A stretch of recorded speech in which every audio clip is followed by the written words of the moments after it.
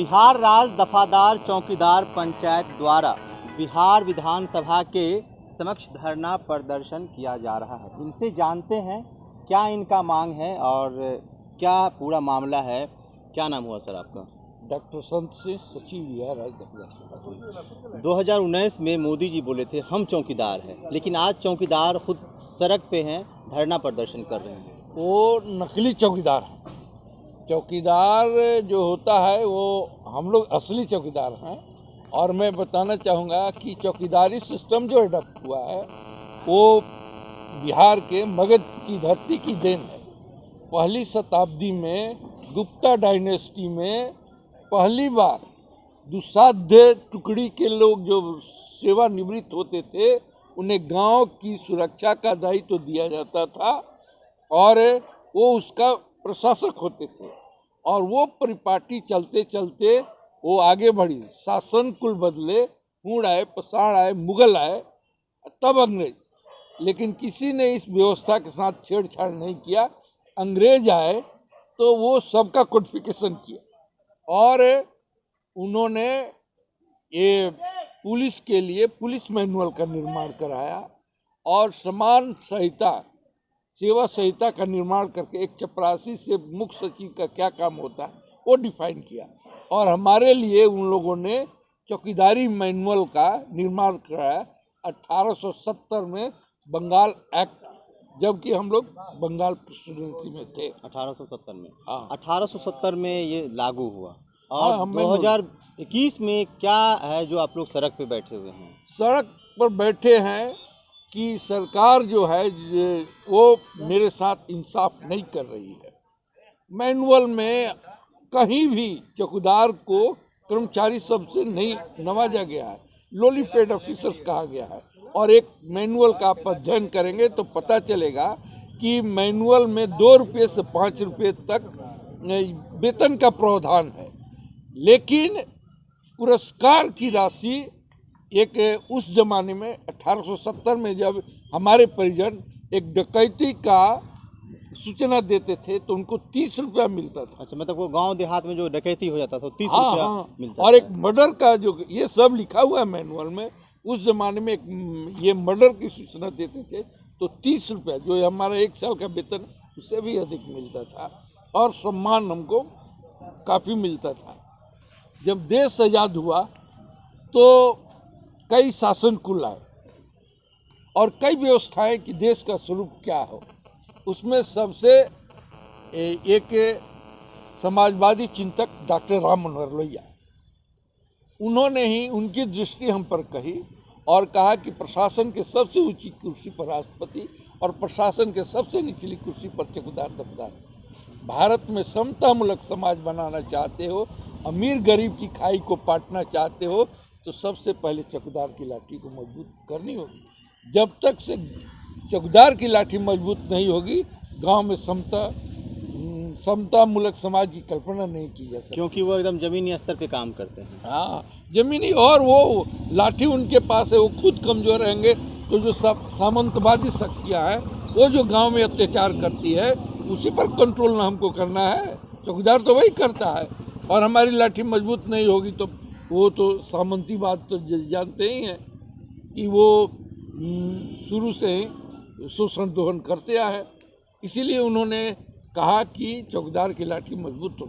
और उस बात को उनके एक शिष्य थे श्री राम अवधेसी, पूर्व सांसद, मौन रूप से स्वीकार किया और 11 रुपये से लड़ाई लड़ते लड़ते हम लोग को सरकारी कर्मचारी का दर्जा मिला।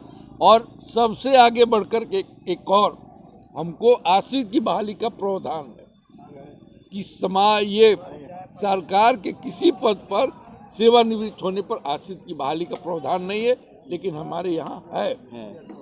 90 में सरकारीकरण हुआ और 95 में हुआ कि बाप के जगह पर बेटा की बहाली हो।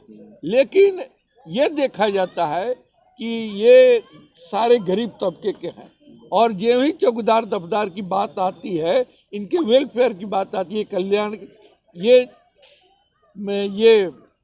प्रशासनिक पदाधिकारियों का छाती फटने लगता है क्यों फटने लगता है छाती? ये उस उदाहरण मैं देता हूँ कि ये कहा कि बाप की जगह पर बेटा की नियुक्ति होनी चाहिए। मतलब ये पीढ़ी दर पीढ़ी चलता रहता है। वो शुरू से हम लोग पीढ़ी दर 90 में आया तो हमने मांग किया कि पुष्ट दर पुष्ट हम गुलामी किए हैं, एक बार सरकारी हुआ तो हमारे आश्रित की बहाली किया जाए। सरकार उसने उसको मान लिया और ये आदेश निकला। तो ये जिस धरती पर है पटना जिला में, ये आदेश 14 साल तक से रहा, क्योंकि इसमें सारे दलित हैं और सारे पिछड़े हैं, इसलिए 14 साल में सरकार के आदेश का अनुपालन नहीं हुआ, एक भी आश्रित की बहाली नहीं हुई। और इसी तरह से प्रशासनिक चूक के चलते जो हमारा भी मूल मांग जिस पर हम आ रहे हैं यही है कि वर्ष 90 से 5/3/14 के पूर्व सेवानिवृत्त दफदार चौकीदार के आश्रितों की बहाली करने का। तो ये प्रशासनिक चूक के चलते हमारे आश्रितों की बहाली नहीं हुई। आज हमारे आश्रितों की बहाली हो रही है। तो बीच के जो लोग हमारे छूटे हुए हैं, ये हमारा मांग है कि उनके साथ भी न्याय हो, उनको भी, मतलब जो छूट गए हैं, जो बाकी रह गए उनको हाँ, 90 से लेकर के 5/3/14 को जो सेवानिवृत्त हो करके उनकी आश्रित जिसकी बहाली नहीं हुई है, कुछ लोगों की हुई है, उसको शामिल करने की बात कर रहे हैं। हाँ, उनके। चलिए, उनको जो छूट गया है लोग, उनको शामिल करने की बात की जा रही है। इन्हीं बातों को लेकर धरना प्रदर्शन कर रहे हैं। सर, अपना नाम बताइए आप। धर्मेंद्र कुमार। कहाँ से आए हैं? हम पटना जिला अध्यक्ष हैं, राज्य में कोषाध्यक्ष हैं। अच्छा, ये बताइए सर, जब पूरी दुनिया सोती है रात में, तब चौकीदार दफादार उस ठंड भरी रात हो या कड़ाके की बिजली कड़कती हो, लेकिन वो साइकिल पे सवार होके हाथों में लाठी लेके एकदम, मतलब कहाँ क्या हो रहा है, थोड़ा सा सुबुगाहट हो जाता है, ऐसी हो गई कि वो वर्दी का, क्या कि हम देख रहे हैं कि वर्दी पहने हुए हैं और धरना प्रदर्शन कर रहे हैं। देखिए, ये बात तो सत्य नेता के पहल पर, चूँकि हमारे नेताजी थे राम अवधेश सिंह, अभी जो है नहीं रहे, उनकी देहांत हो गई है। उनका यह सपना था कि जैसा नौकर थानेदार है वैसा नौकर चौकीदार है। उनका सपना था और वो सपना को साकार किए और उसमें सफल हो गए। क्योंकि जो थानेदार वर्दी पहनते हैं, जो एसपी साहब पहन रहे हैं, जो प्रशासनिक जो पहनते हैं वर्दी, जो पहन रहे हैं, बेल्ट लगा रहे हैं, वही बेल्ट हम लोग लगाते हैं, वही चीज़ हम लोग वर्दी पहन रहे हैं, तो सब बराबर हो गया। परंतु उनका जो सपना था वह तो साकार हुआ, क्योंकि वो जो निर्णय लिए थे कि हम उस खाई को पाटेंगे, उस खाई को पाटने का काम हमारे नेता ने किए। परंतु आज जो है कि अपने आप को, जैसे मोदी जी भी कह रहे हैं कि हम जो है चौकीदार है। 2019 में बोले थे। हाँ, 2019 से बोले थे कि मैं चौकीदार हूँ। तो मैं ये उनसे ये पूछना चाहता हूँ कि आप किस हैसियत से कहते हैं अपने आप को कि हम चौकीदार हैं? क्योंकि जो चौकीदार होता है वो रियल में कड़ाके की ठंड हो या तपती धूप हो, वो एक लाठी डंडा लेकर के अपने पहरेदारी करता है। अगर थाना प्रभारी का एक फ़ोन चला जाए कि रात भर आपको कड़ाके की ठंड में रोड पे खड़ा रहना है, तो ईमानदारी पूर्वक निष्ठा से वह कड़ाके की ठंड में अपने जान के बिना परवाह करते हुए, परिवार को छोड़ करके अपने जान को त्याग करके, और वह जो है रात में कड़ाके की ठंड में भी रहते हैं। उनको यह भी नहीं चिंता है कि हमको जो है चोर मार देगा, डकैत मार देगा, सबको ताक पर रख करके वह जो है अपने कर्तव्य को पालन करते हैं और अपने आप को कहते हैं कि जे हम जो है चौकीदार हैं। एसी में कहीं रहने वाला चौकीदार कहलाता है।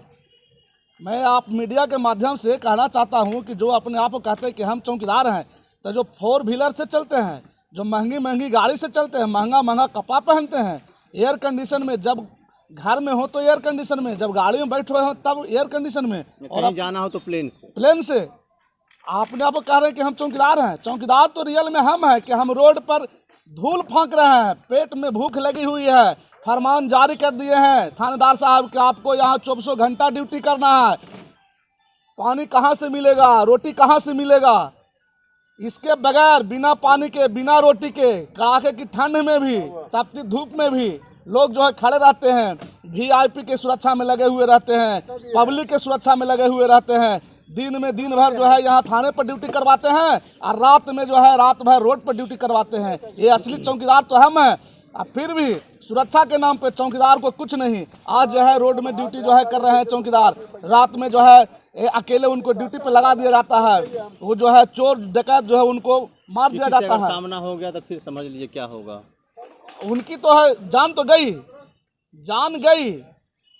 तो ये मैं कहना चाहता हूँ कि जो अपने आप को कहते हैं कि चौकीदार हैं, तो मैं ये कहता है कि कह रहा हूँ कि वो जो है गलत बोल रहे हैं, वो चूंकि नकली चौकीदार। ये बताइए कि जैसे कि कल विधानसभा में बीएमपी बिहार मिलिट्री पुलिस को लेकर एक बिल पास हुआ, पुलिस विभाग से ही ताल्लुक रखते हैं, ये मतलब फर्क क्यों सरकार कर रही है? ये देखिए, ये फंडामेंटल राइट्स का हनन है।